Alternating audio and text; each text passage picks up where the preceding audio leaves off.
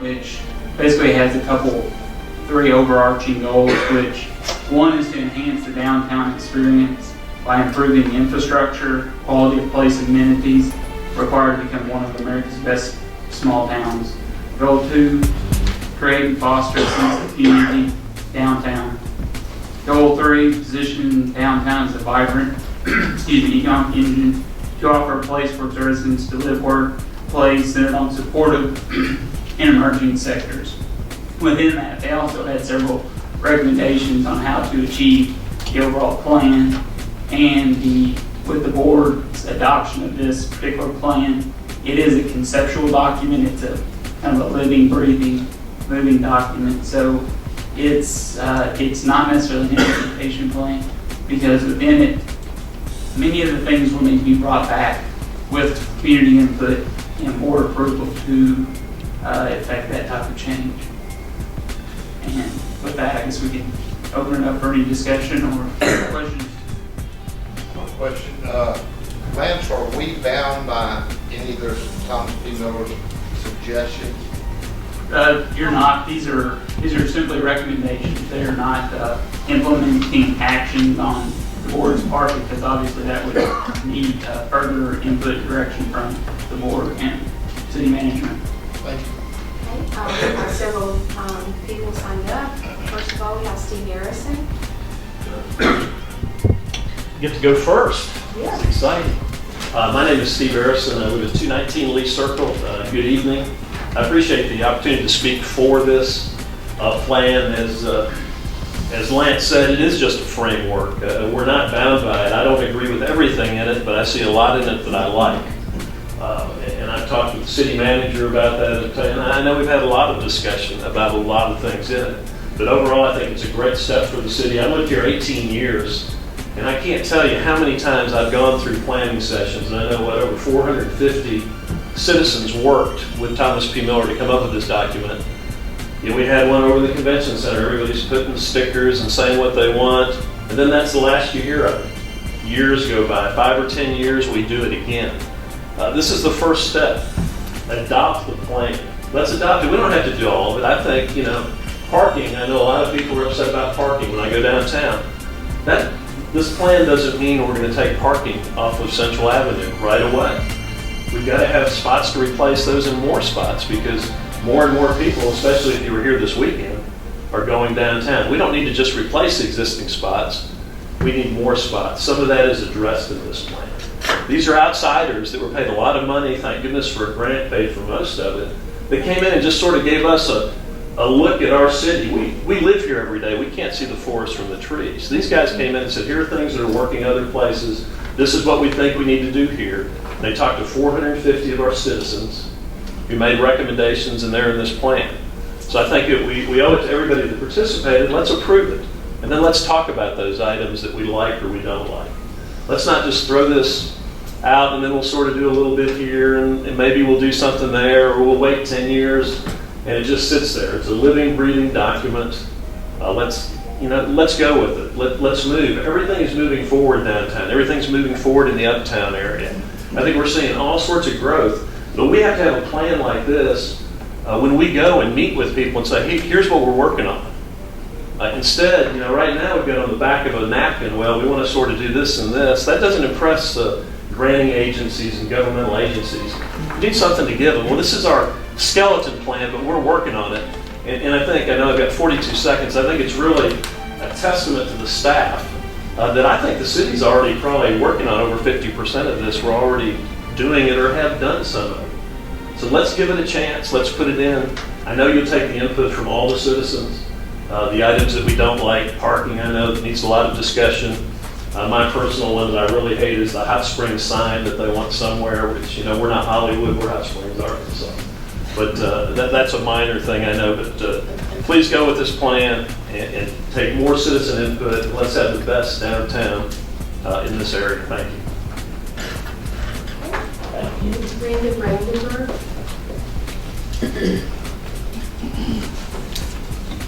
I'm Brenda Brandenburg. I live at 214 Majestic Lodge Road in the county.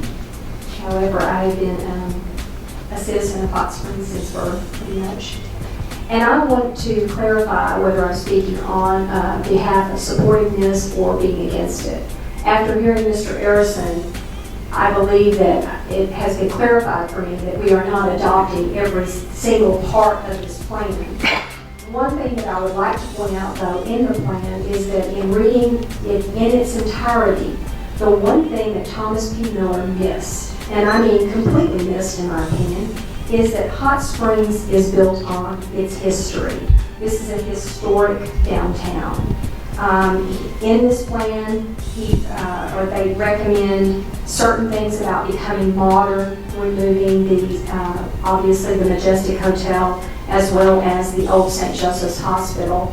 It is a recommendation or something that they're considering. But I think that we need to also carefully consider the fact that this is a historic city and that preservation of our historic buildings is a very vital part of remaining historic Hot Springs. Thank you. Carrie McCormick.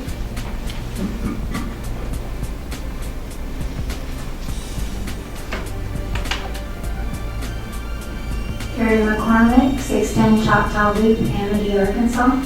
I'm also keeping in line with what Brenda said because I read over that plan extensively as well. And it seems to me that they're taking away a whole lot of the history, including the Majestic Hotel.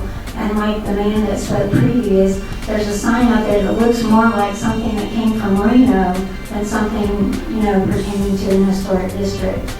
The architecture also seems to resemble more of the convention center instead of the other buildings downtown. You've got the Whittington district on one side, you've got the Park Avenue on the other. You go up and down that area and then all of a sudden you've got this modern structure right there.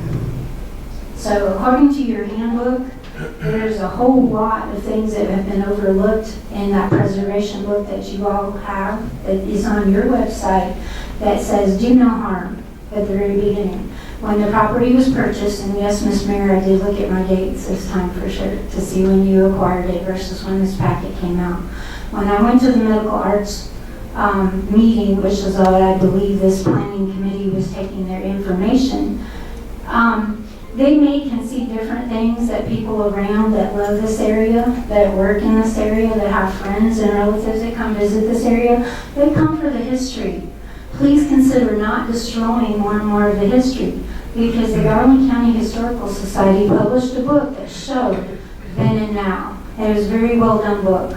Please look at it and see how much of it has disappeared to where it's become parking lots and parking garages.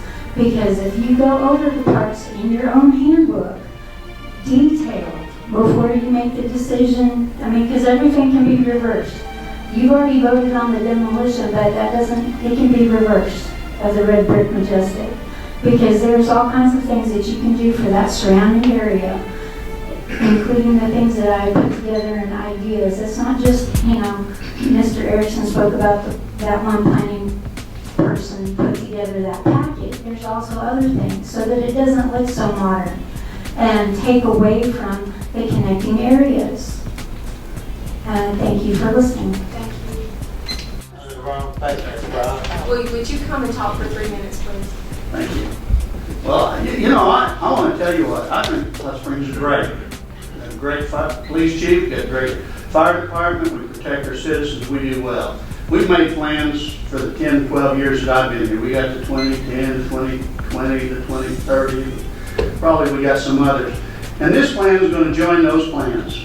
It's going to be a very good plan, had a lot of good information in it. I called all those the dust bunny plans. This one's going to go up on the same shelf beside it. And it's a good concept and it's fine. There's no funding. I spent some time talking to some movers and shakers in town this weekend about this. Everybody says, where's the money going to come from? I think this is going to join the other dust bunny programs.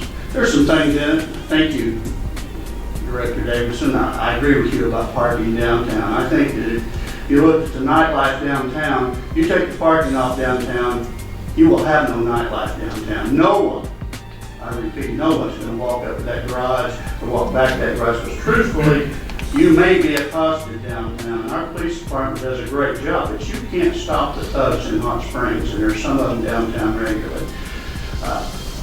In that plan's a whole lot about bikes. You know, there's not a safe place to ride a bike in this city. You can put all the chevron-looking bike symbols down there on the ground you want, but if we're going to kill somebody, I think we already killed one, if I'm not mistaken. But you know, we're not going to do that. If you want to get downtown and ride your bike, whatever we do, you better park down there at the Methodist Church and unload your bike off your car, or you better park up by the Whittington Fountain. Biking is a wonderful activity. I support it, but it's never going to be a significant factor downtown. We don't let kids skateboard, we don't let them ride. The only people who ride their bikes on the sidewalks downtown are police officers. There's a reason for that. Sidewalks are dangerous in this city. This thing has lots about sidewalks. You know, no child in Hot Springs, unless they live within about a block of the school, can walk to school on a sidewalk. None can walk to Hot Springs High School on a sidewalk. None can walk to middle school on a sidewalk. So we got all this, and we got a lot of money that we're going to be getting in that $7.3 million. Maybe we'll get some sidewalks around the schools. A landlord registry is an absurd idea. This study mostly ignores the demographics of our city. 30% live in poverty or more. We have heard a recent comment that we have blight around the city. Yes, we do. Everybody puts their head down somewhere every night. Look at the demographics. You'll learn a whole lot about this city and what it's about. We're focused on downtown. Downtown is not the only part of this community. Stop focusing on downtown and focus on all of our community, because it needs attention too. But it is a great place to live. But let's stop spending money on plans like this that we're going to put on the shelf and have them gather dust. Thank you. Clark. Aye. Williams. Aye. Raymond. Aye. Foley. Aye. Davidson. Aye. Jones. Aye. Carney. No. It is adopted. Hi, I'm Amber Cheek here today at the City Hall with Brenda Brandenburg, and they are discussing a current event. I'm going to read you the name because it's very long and I want to get it correct. It is the resolution of adopting the Hot Springs Downtown Economic Development and Redevelopment Action Plan. And they're, what are they calling that, Brenda? They're calling it the downtown plan. The downtown plan for short. So pretty much they're trying to just change a couple things downtown, make it a little more modern. So what did you get from the meeting? Well, when I signed up today, I signed up against adopting the plan, because when I read adopting the plan, I felt like that meant doing everything that was in the plan. But it was further explained that no, this is just a structure and a framework for what they want to do. Now, are there parts of the plan that I agree with? A few, very few, but there are a few things that I do agree with, but most of it I don't agree with. And the reason is, nowhere in this plan does it mention the historic nature of our downtown. And Hot Springs is built on her history. So not only the demolition of the Majestic Hotel, if that takes place, which is part of this plan, in fact, that happens to be the #1 thing on the plan. The three things that they talked about were enhancing the downtown experience by improving the infrastructure and quality of place amenities required to become one of America's best small downtowns. Well, you know, back, I believe it was last summer, Rex Nelson came and did a speech for us. He's a writer for the Arkansas Democrat-Gazette, and it was wonderful because we were presented as one of the great downtowns. We actually joined Park Avenue and Pennsylvania Avenue, and you know, all these great places. So we're already there. Okay. Right. Yes. Do we need to develop some things, some infrastructure? Yes. And #2, to create and foster a stronger sense of community downtown. Okay, that's pretty broad. I think there is a sense of community already downtown, and I think that we can foster that for sure. But #3 was to position downtown as a vibrant economic engine by offering a place for its residents to live, work, and play, centered on supportive and emerging sectors. And what they did was they described #3 in detail by using what they call transformative tactics. And the first one on there was the redevelopment of the former Majestic Hotel site. Well, when this was developed, this plan, the Majestic was not gone. The fire had taken out the yellow brick, but they were already talking redevelopment of the Majestic Hotel property site before they ever even acquired it. If you look farther into this plan, it says the first thing is acquisition of the property and then demolition. So that's been the first thing that they wanted to do. Right. That's demolishing one of the most historic buildings in all of Hot Springs, all of downtown Hot Springs. Okay. It's equivalent to the Arlington. The second thing was to enhance the downtown streetscape and the walkability. So there was a lot of talk in there about removing downtown parking and making the sidewalks wider. And one of the guys that spoke, I mean, he was very knowledgeable, George Pritchett. He has done his homework. And he talked about the fact that we don't even allow skateboarders right now. It's against the law to skateboard downtown. Right. So why are we going to widen the sidewalks and put in bike lanes if we're not even allowing anybody but the police to ride on bicycles and nobody else can be on? So there's parts of this plan that don't really make sense. And one of the directors said something about, this was objective eyes coming in and looking at our city. That's an advantage in some instances, but I think you need community input as well. It's a disadvantage for a historic area. Absolutely, absolutely. And there was an open house conducted in the ground floor of the historic Medical Arts Building, and that was a really neat thing. There was about 300 people that went to that. You could put little dots on the wall of what you wanted done, the places that you wanted to save and the things that you liked. And the place where the Majestic was, saving the Majestic, was so covered up with dots there was no place left to write anything. Wow. But yet we hear from city leaders that nobody wants to save the Majestic, and that is just simply not true. Simply not true. I encourage everybody to go to the city's website and look at this plan. The building that they're trying to put in place where the Majestic sits right now, the red brick, is a performing arts, and it is a very contemporary looking building. It doesn't fit in our downtown landscape at all.